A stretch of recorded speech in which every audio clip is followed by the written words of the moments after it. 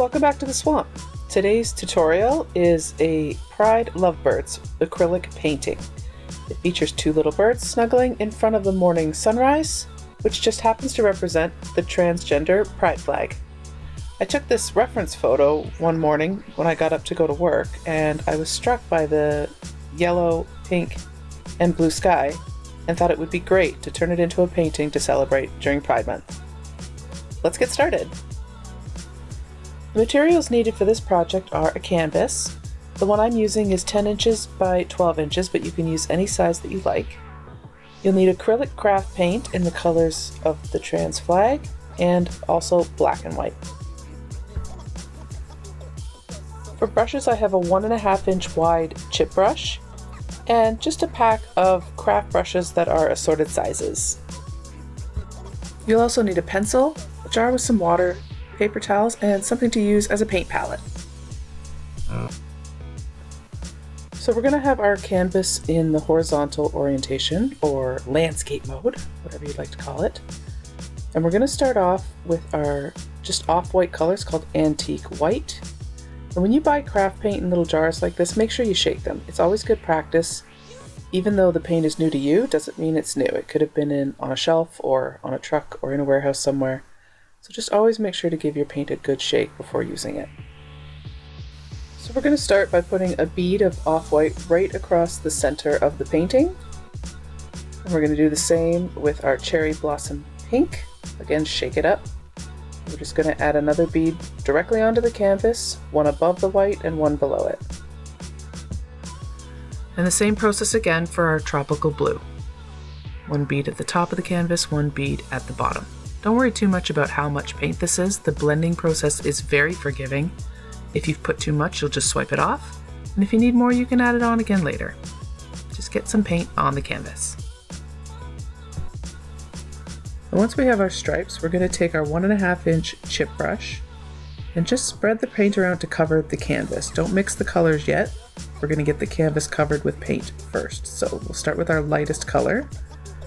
And if you end up getting little chunks from the craft paint, just take them off. This is where the paper towel and the water can come in handy, so keep it close and just wipe your brush off as you need to. So make sure the white is covering the canvas all the way across in the center, and then switch to the pink. Same thing, we're just going to use the pink to make sure that our canvas is covered above and below. And if you find that you have a lot of paint left on your brush, once the canvas is covered, just wipe that off on the paper towel. If you need more, you can add more. But you want to make sure all the paint is wiped off your brush before you start blending. And to blend, we're just going to use a really light brush stroke, barely touching, and you're just going to swipe across where the two colors meet. And the key to this technique is the light touch. You're just barely swiping it, and also to make sure that you're always removing the extra paint from your brush. Use as much paper towel as you need for this. You don't need to wash your brush, it's okay. And then just keep going. The other thing is, don't play with this forever. Like you can see here, my antique white section, it's gotten a little small for what I wanted. So I'm just gonna add a little more white paint in. It's always best to add paint a little at a time. You can always add more, it's much harder to take too much off. So once you have a little and you've covered the canvas from side to side, continue with your light blending brush strokes, going from the lighter color up into the darker color, and again from the lighter color down into the darker color. And once you've got a nice soft transition, leave it alone.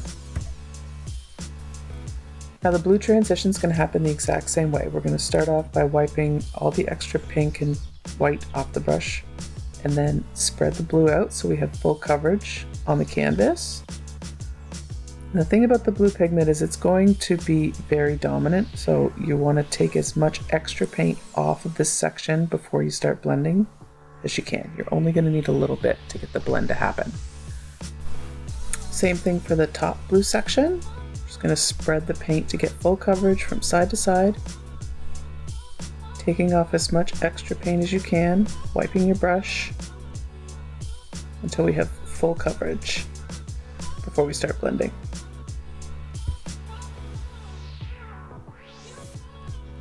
And then once you've wiped all the extra paint off your brush, we're back to the very light brush strokes, just lightly swiping across where the two colors meet to get a soft blend. And that's our sunrise background. Please resist the urge to endlessly fuss around with this. I know it's tempting. Just put your brush down, stand back, have a look at it. I'm sure it's great. And before we move on to the next step of the painting, the background has to be dry. So this is a great time to pause the video. If you want to get a drink and a snack, let the paint dry naturally. Acrylic paint does dry pretty quickly, but for our purposes, I'm going to speed it up. This is just a regular household hairdryer. You want to use it on the low setting, and you'll know your paint is dry whether you're letting it dry naturally or whether you're using a hairdryer. You'll know it's dry when it's not shiny anymore. You can see here the wet paint has a glare in the light, but as I'm blow drying it, it slowly disappears and turns to a matte finish. That's how we know it's dry.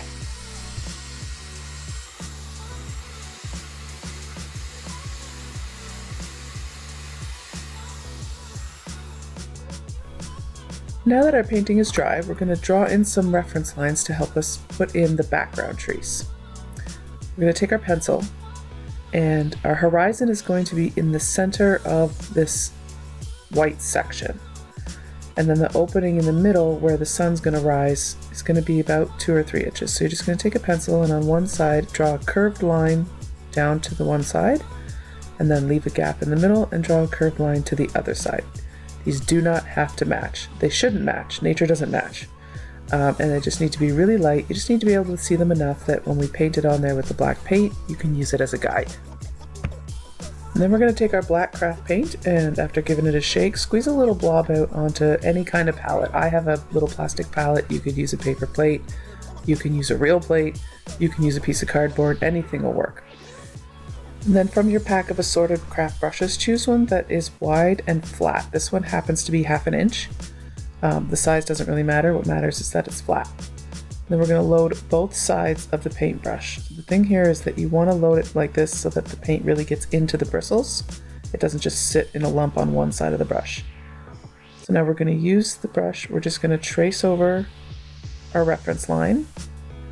Start at the outer edge, applying pressure, and then as you move towards the center, lighten your pressure, and that'll help you get a thinner and thinner line as it travels away from us into the horizon. Then we're going to do the same thing on the other side. Load your brush, start at this side, applying pressure, and as you move up towards the horizon, just lighten your pressure so you get a nice clean swipe. Now it's time to paint some trees. So we're going to load our flat brush on both sides. That keeps the bristles together in a nice tight line. And we're going to use the paintbrush up and down like this. Not sideways, flat, the wide way. We're going to use it the long, thin way. So when you start your tree line, it's going to start in the horizon. So it's going to start out at the point here, and it's going to move across the horizon, even swiping up a little bit as the trees are closer to us. So over here, we're going to start by drawing a really thin tree trunk. We just need the little bitty top of it. And you can use your paintbrush sideways like this and draw thin little lines. They don't have to be the same height. They should be staggered.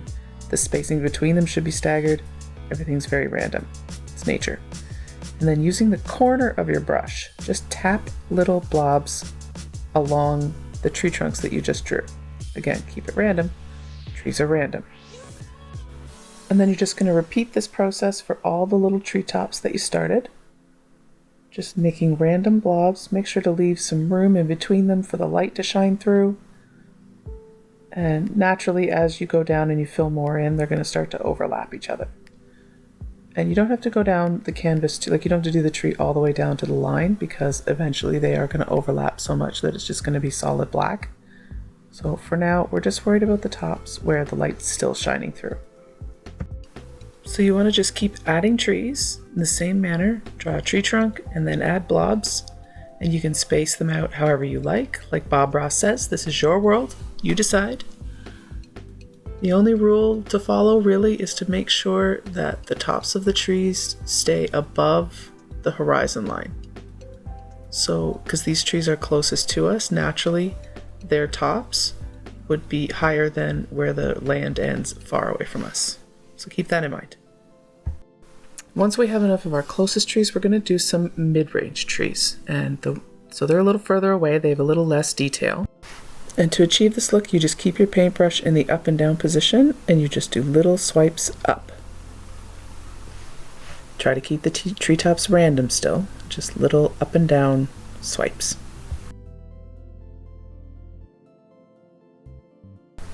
Now you'll notice that my tree line has gone below the farthest point of the horizon line. So what we're going to do is we're going to start there and work backwards so that we can adjust it. So at the horizon, you're going to keep using just the corner of your brush and do little swipes up to make little trees that are really far away. And as you move across the line, we're actually starting on the line and just swiping up. As you move across the line, they're going to get a little bigger. And then here you can see that my closest trees and my farthest away trees are basically the same height, and we don't want that. So we're going to have to extend these trees up to create the illusion that they are closer to us. So you just get some more paint, draw trunks that are a little taller, and add them in there. And you can see that by adding just one taller tree trunk, they suddenly seem closer to us. So we're just going to adjust this tree line here. And we're also going to adjust our midline trees as well, so that they slowly curve down into the treetops of the furthest trees. As you adjust your tree line and you add in new trees, your blobs are eventually just going to start to overlap to where the natural progression is just to paint in the rest of the space full black. So when you find that that's happening, just go ahead and fill in the space down to the horizon line with solid black.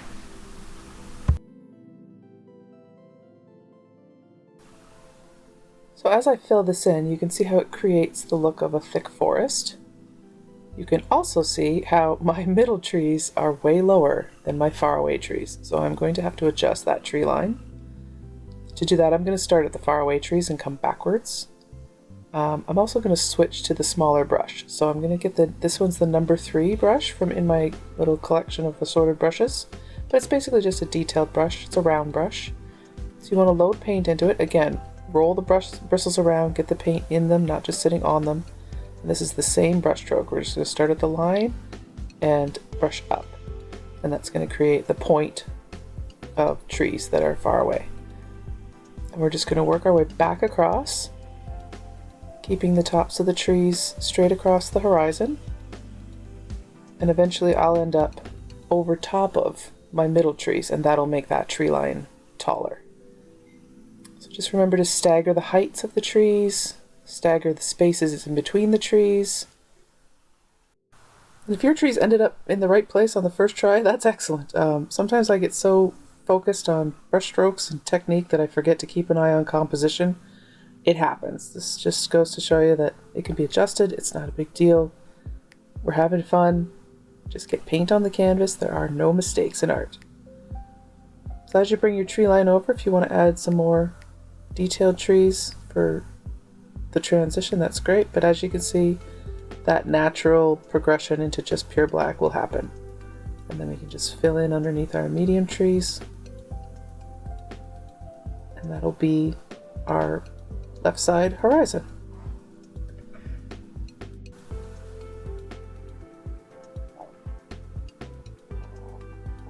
Now we literally just repeat the process on the right hand side. We're going to stick with the small brush and start with the farthest trees this time. I'm just going to extend my horizon line so I get a nice thin beginning out in the middle, and then it's just tiny little dots, small upward brush strokes, and keeping the tree line level along the horizon horizontally. Remember to stagger the height of the treetops and the spacing in between the trees. And as you move across horizontally, maybe every time you're loading your brush with paint, just have a look. Make sure your horizon line isn't dipping below like it did on the left-hand side. But just remember to space your trees out, leave some air in between them, and as you're going across you'll start to float, and we'll just fill in below that. Your trees will progressively get taller and a little fatter because they're closer.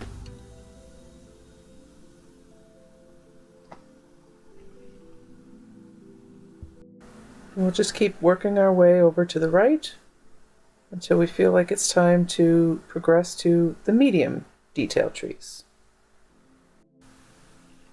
And while we're using the small brush, we can actually just go and make sure that we do all of our trees all the way across. That way we don't run into any problems this time. So you can just make all of the tree trunks you're going to need all the way to the right-hand side. Don't forget to stagger the heights and stagger the spacing, and you'll want your tree line to have a slight curve upwards towards the right.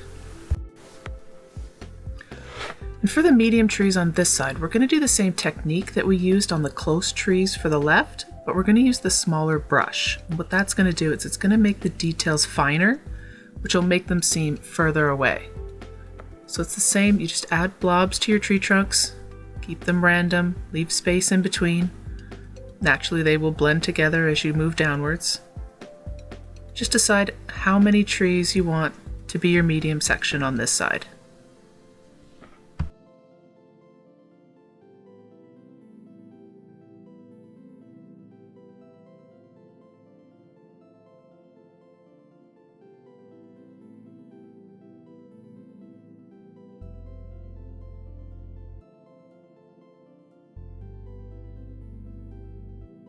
And when you're happy with the amount of medium trees, we're going to switch back to the wide flat brush and do our close trees the same way we did them on the left. Load your brush on both sides, use just the corner, and gently add blobs to get the effect that you want.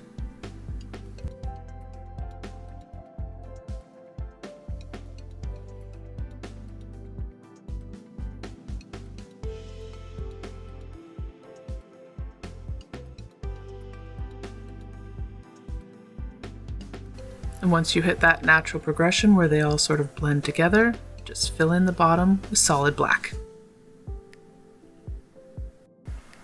Now the final step for this background is going to be to anchor the land to the water. Like right now if you look at it, it kind of looks like these two islands are just sort of floating out into space. So we need to differentiate between what is the air and what is the water, and we're going to do that by adding reflections. So we're going to take our smaller brush again. And the thing with water reflections is that you want all of your lines to go horizontally. This is the water, so we're going to have everything going this way. So your reflections are going to go out. A lot of people think that they should come straight down, like in a mirror. But reflections in the water are happening on top of the waves, which always stay level horizontally. So we're going to want to keep our lines going across from left to right. So you want to load up your brush.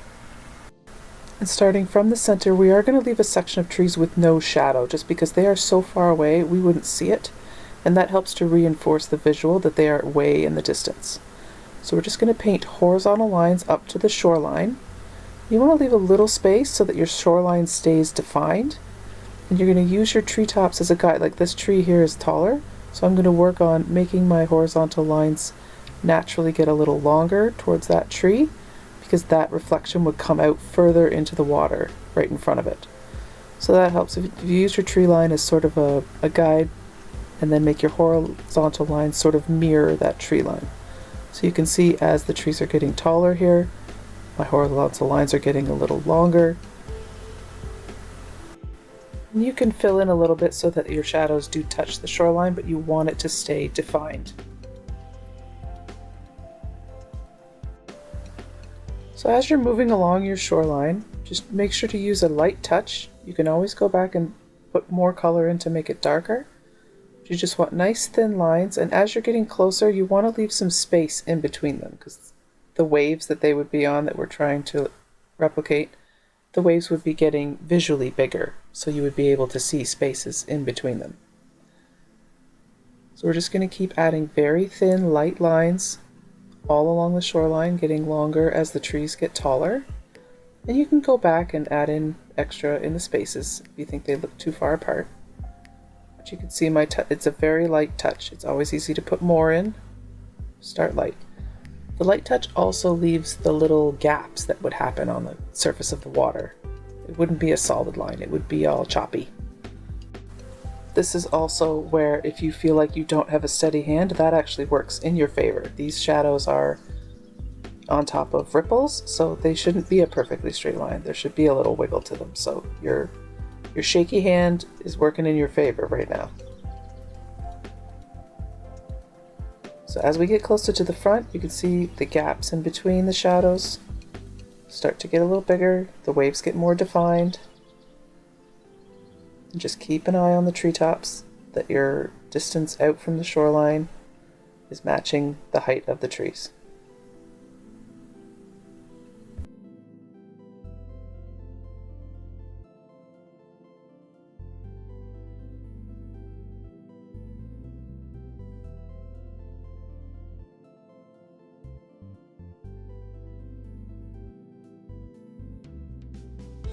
And of course, we just need to repeat the process for the other side. So we're going to leave a section of trees in the distance with no shadow.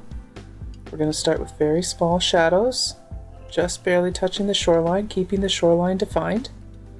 You want to leave spaces in between your horizontal lines, keeping your lines level on the tops of the water. Leaving space in between them. You want to keep an eye on your treetops to make sure that your shadows are coming out the same distance as the height. And just leave space in between.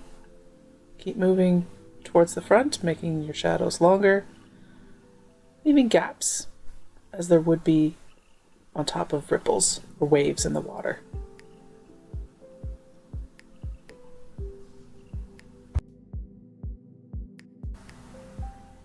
The shadow lines in the water can also start to get thicker as they come closer. Just remember to always leave spaces in between and add lines a little bit at a time. You can always put more paint in. Start with thin lines and go back and fill it in. Your shadows should also be thicker towards the shoreline because the trees are denser towards the ground, whereas the light shines through the treetops. The outside edge of your shadow line should have more space in between it to mimic that.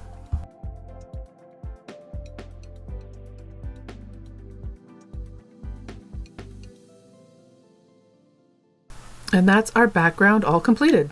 Great work. Now while we let that dry, we're going to switch gears a little bit. We're going to switch to the white paint. And again, give it a good shake and just squeeze a little bit out onto your palette. Make sure your brushes are clean. We're going to use the number 3 detailed brush again. And you're going to need a little bit of paper towel for this. So you want to get some paint on your brush and then basically wipe it all off on the paper towel. And with what's left, we're going to create a little bit of a haze or a glow where the sun comes over the horizon. So right here is where the sun's going to rise. In between these 2 points of land is the water horizon, and the sun's going to rise right here in the middle. It's not going to be a full circle, it'll be like a half circle because some of it's still down below the water line. So what you want to do is you want to just take your pretty much dry brush and just in a circular motion create a little glow area where your sun is going to be. It's very light, it's just barely there. You want to build this up slowly, just get more paint off the paper towel as you need it, and just keep going layer by layer until we get just the amount of glow that we want. Always staying above the horizon line. Then once your halo is in place, we can paint in the actual sun. So we're going to just load up our brush with white and draw a little half circle right inside the glow area. Keeping in mind where the horizontal horizon line would be, just fill it in and draw a straight line across the bottom. Once our sun is in place, we're going to paint in the water horizon. So it's just straight white paint. You want to make a nice thin line that just connects the 2 points of land on either side, right underneath the sun. And then just in front of the sun, we're going to add some sparkle on the water, and it's the same technique that you use to make the shadows in the water. Just thin lines, a little bit of spacing, all out in front of the sun. You want to keep your lines thin and sort of close together here. Keep them random with spaces in between so it looks like the light is reflecting off of the waves. And then as the light comes out across the water towards us, the spaces in between the waves are going to get bigger. The reflection lines will get a little thicker. And the area where the light reflects is going to move outwards towards the edges, sort of in a triangle shape as it comes closer to us. So just add random lines, making sure that the gaps in between are getting bigger. Have some small lines, some longer lines. Always making sure that the lines are horizontal, level, as water will be. Your shaky hand is your friend here again. And as you move down the canvas and the light is coming more towards us, it's moving outward in a triangle. You can even just do this where you map out where the triangle is going to go down to the bottom. You don't have to go all the way to the bottom because our foreground is going to be there. So just have it down that way and then sort of equally this way. Then just mark your lines ahead of time. Then you can go back afterwards and add in the waves in the middle.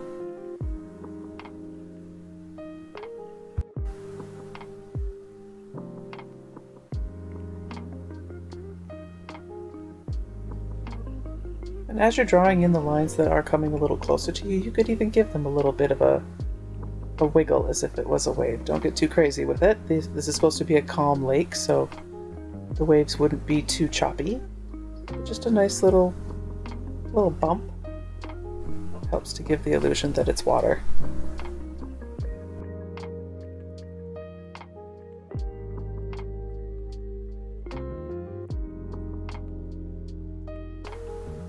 Once you've got all your lines and you're happy with it, you want to take the white again and just go back and put some little dots. These are just going to represent the sparkles that you see that are always on the water where the sunshine is. And these can just be placed randomly throughout where you have a little bit of open space, and you can have as many or as few as you'd like. And there it is, our sunrise over the lake background. You did it. Take a look at it, be proud, because we're about to paint right over top of it. So we're going to take our pencil and we're going to map out where the tree is going to go. So we want to make sure that we have a branch coming out over the sunrise because the birds are going to be right around here.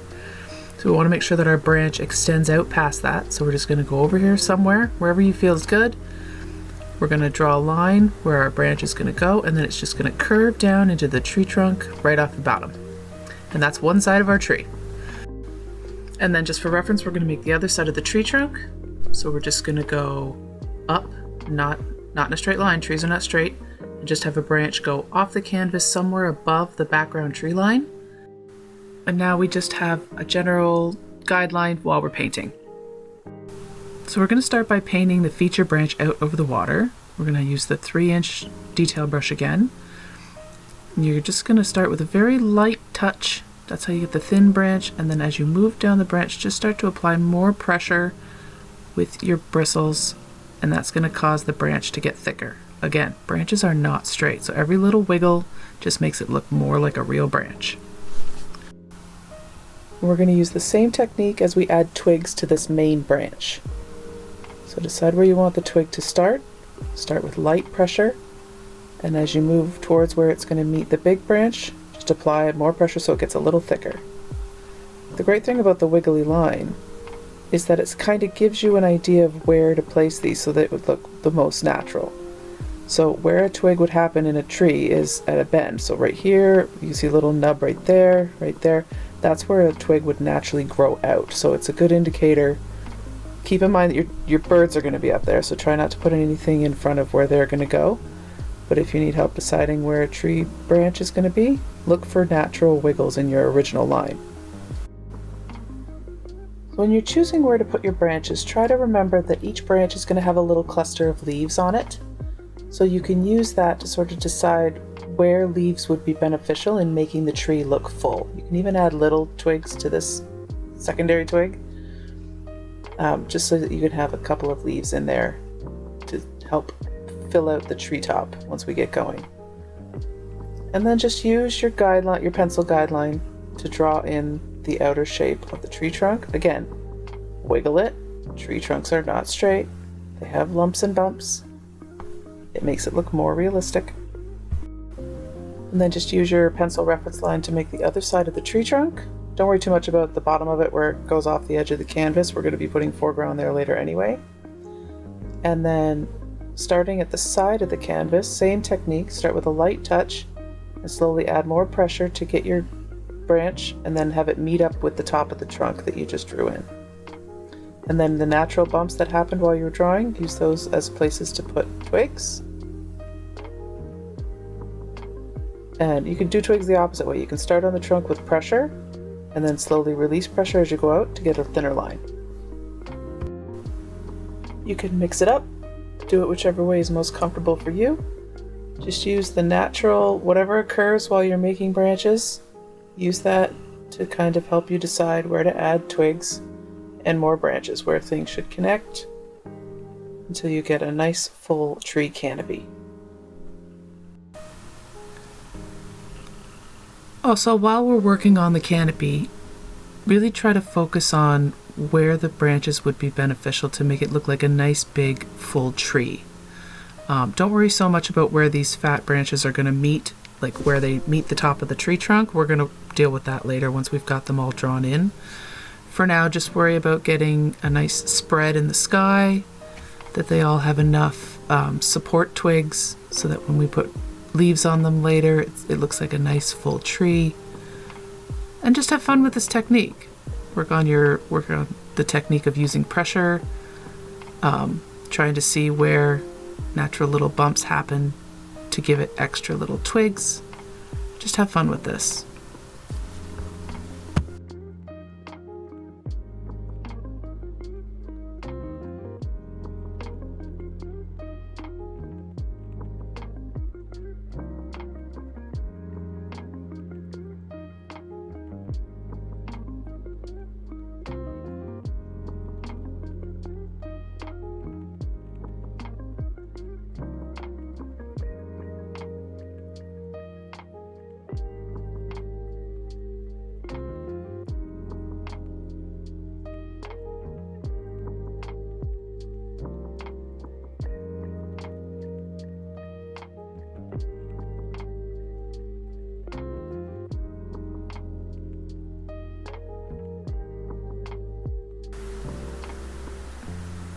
You can also decide to draw the supporting twigs first. So start with light pressure and go to where it's going to meet the bigger branch, and then start the bigger branch and just make sure that when you apply pressure it goes and it connects with the one you drew the first time. And you'll see as you draw these branches they're going to naturally find places where they touch, and we'll just draw in little elbows, and that's how the tree is going to form. So worry more about where you want the tree to be in the sky as opposed to where it's going to meet on the trunk. That's just going to naturally happen as you fill it in.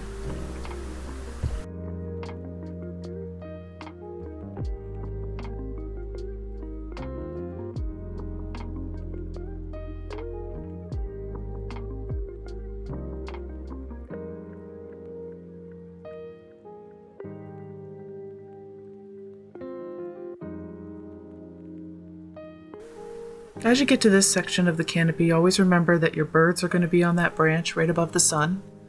So be mindful of where you're placing branches over here.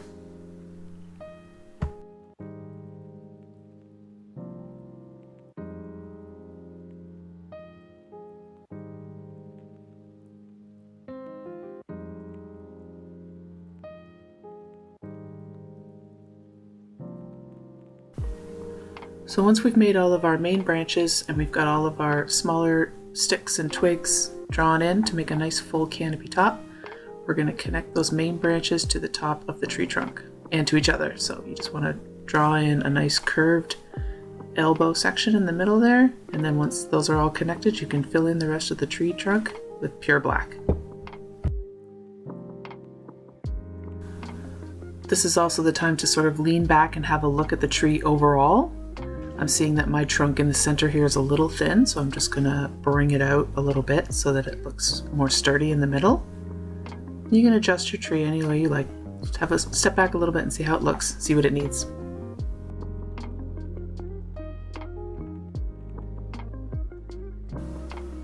Next, we're going to start adding leaves to the trees. So we're going to load up our brush, and on the tip of all of your branches, we're just going to make little dots in little clusters. You want them to have some space in between them, just so they look like they're blowing, like there's some air in between them. Just make sure at least one of them sort of covers where the branch ends. You can also put some where there is no tiny branch. That's fine too. Just have a look at your tree and see where it wants some leaves. And if that sort of creative freedom seems very intimidating, start by just putting little clusters at the end of all the branches that you've painted on. Once all your branches have leaves, then it'll be easier to sort of step back, take a look at it, see where there's any gaps, and then you can just add a bunch of little leaves everywhere that you think it needs to be filled in.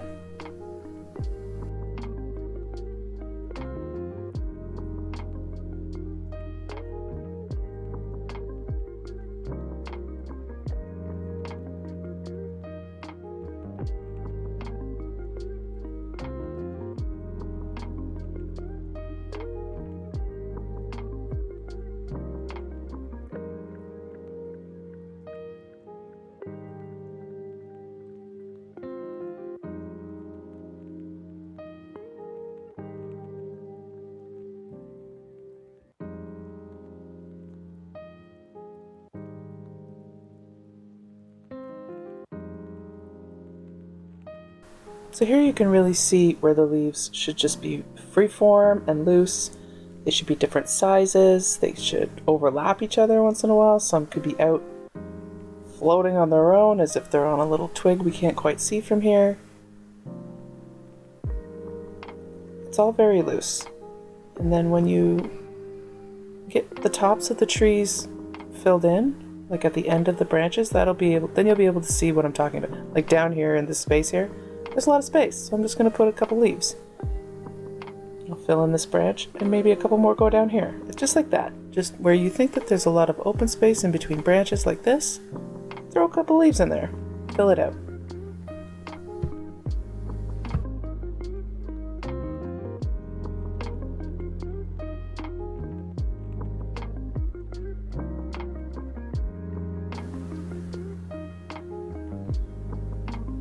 Okay. So now that we've got all the leaves on the tree, we're going to make the ground that the tree is sitting on. So we're going to go back to our wide flat brush, load it with black, and we're just going to draw the grass line across. So sort of give it some lumps and bumps. Maybe if you're nervous about this, start with your line lower than you think. You can always move it higher if you want more. But, start sort of high on one end, dip down towards the middle, and then back up on the other side. And then we're just going to fill it in with black.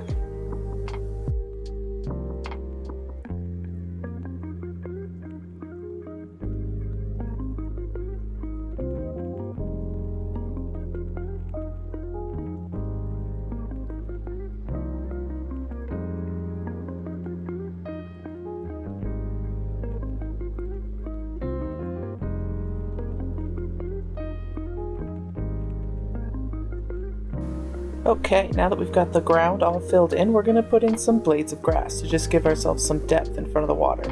So we're going to use our brush in the up and down orientation again, and we're just going to start in the black and flick out over the water, like that. We'll give some nice sharp blades of grass. Just put one cluster on either side of your tree trunk. That'll help to ease the transition from the tree trunk to the ground. And then we're just going to do the same thing all the way across the shoreline in little clusters. So just make sure your blades of grass are varied.